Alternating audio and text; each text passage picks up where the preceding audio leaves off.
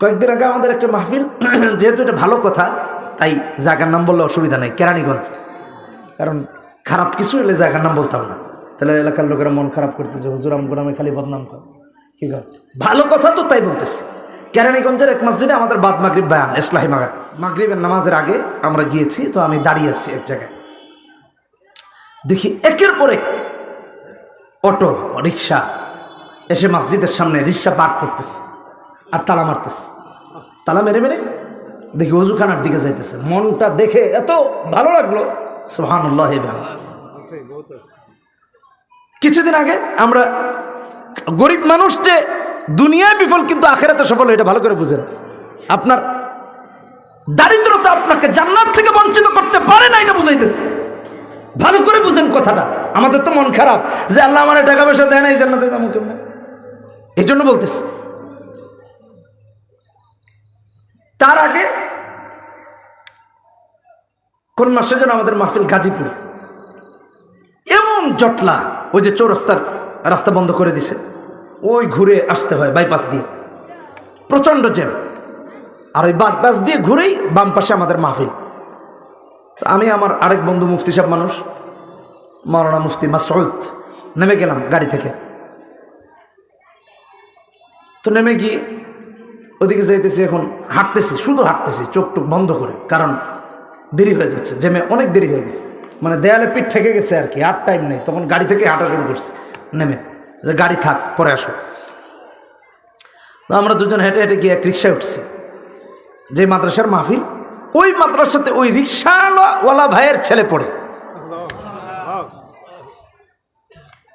তো রিক্সাওয়ালা ভাই বলতেছে, হুজুর দোয়া করেন, আমার ছেলেটা ওই মাদ্রাসা থেকে পাগড়ি নিবে। আমি যে আর ওইখানে ওয়াজে যাইতেছি, এটা কইটই না কিছু, বুঝেন নাই কথা।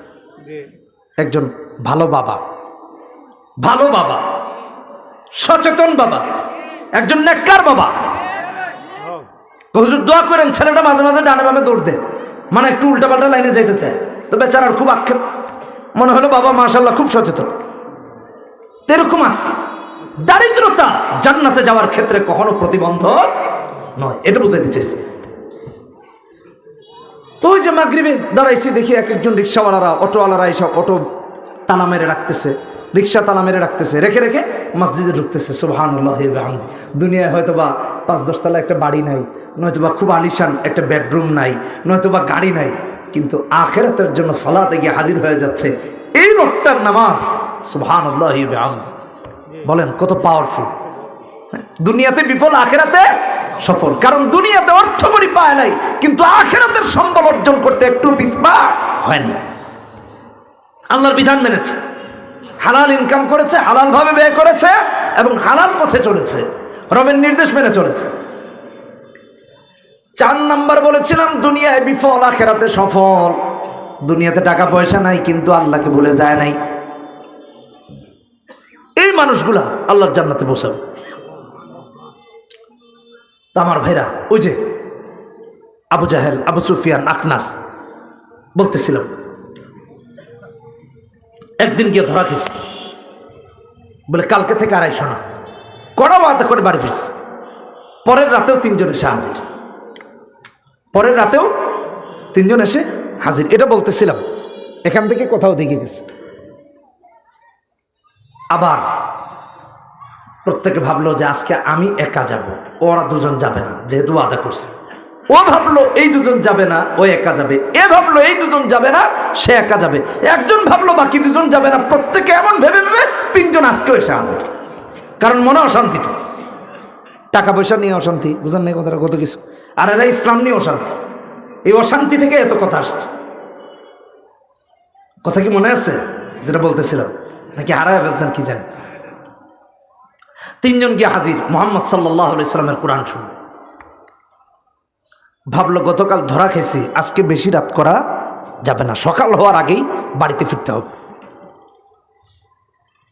কোরআনে কারীমের অলৌকিকতা এমন, যেহেতু এটা আল্লাহর কালাম, মানুষের কথা না, গিয়েছে একটু শুনে বাড়িতে ফিরে যাবে। কিন্তু যত শুনে তত ভালো লাগে, আরো শুনে আরো ভালো লাগে, আরো শুনে আরো ভালো লাগে।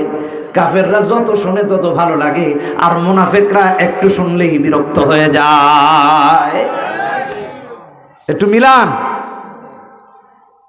জিন্দেগিকে পরিবর্তন করতে হবে, কাজ কাম পরিবর্তন করতে হবে, নয়তো বা কি লাভ? মুনাফিকের সাথে মিললে একটু মিলান, কাফেরদের সাথে মিললে একটু মিলান, বুঝেন, একটু পার্থক্য করেন। প্রত্যেকে গিয়েছে যে একটু শুনে ফিরে যাবে, কিন্তু যত শুনে আরো ভালো লাগে। সকাল হয়ে গেছে, মনে মনে ভাবতেছে ওরা দুইজন তো আর আজকে আসে নাই, বুঝেন না কথাটা।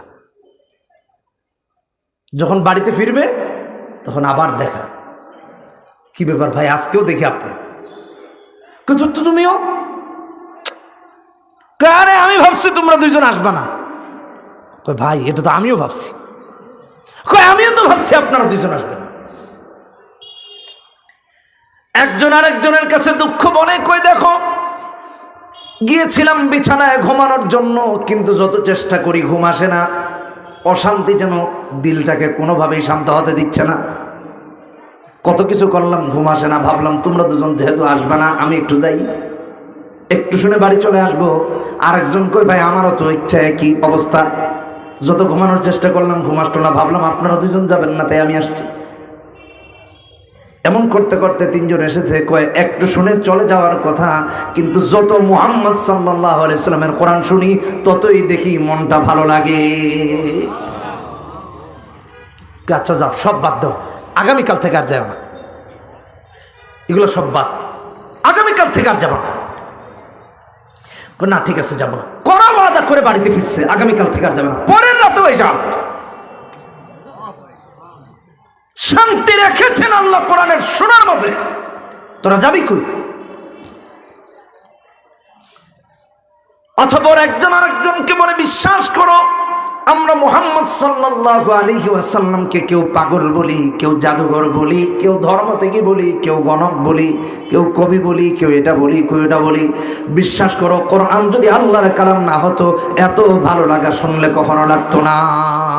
নিঃসন্দেহে এটা আল্লাহর কালাম,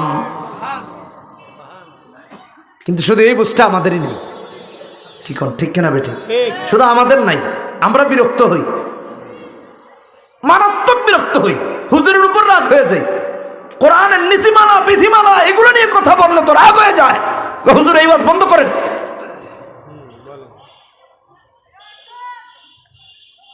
আপনি কাকে সাজেশন দিচ্ছেন?